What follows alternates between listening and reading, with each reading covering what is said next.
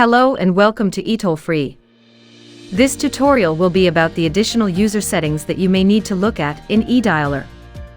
After creating the user ID and knowing about the user levels and admin interface options, additional user settings that are equally important includes the agent interface options, campaign ranks, and inbound groups.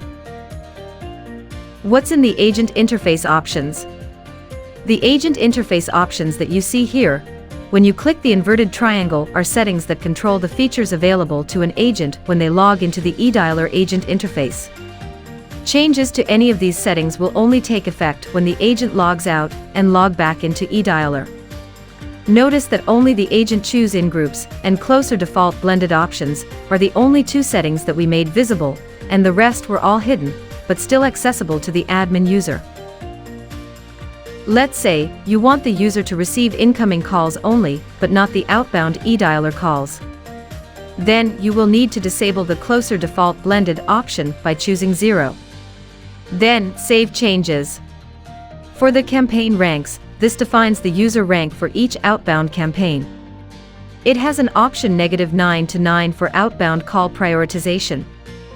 The higher the value you set for a user, the greater number of calls the agent receives.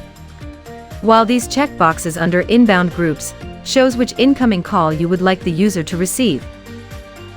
For any other eDialer concerns, feel free to go to our website, www.etollfree.net, and click the chat support icon, located at the bottom right of the web page. Our friendly eToll-Free customer support representatives are ready to help from Monday to Friday from 7 a.m. to 5 p.m. Central Standard Time, and on Saturdays from 7 a.m. to 12 noon. If you need to send a ticket after office hours, not a problem.